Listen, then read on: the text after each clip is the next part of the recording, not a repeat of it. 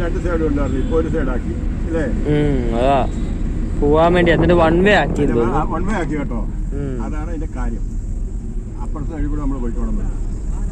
അത് കൊള്ളാം. ഇവരെ മാറ്റി വിടൂല എന്നാലും, ഇവരെ മാറ്റി വിടൂലെന്നാലും ഈ വോയിസ് കട്ട് ചെയ്യണേ കേട്ടോ. വോയിസ് കട്ട് ചെയ്തോളാം.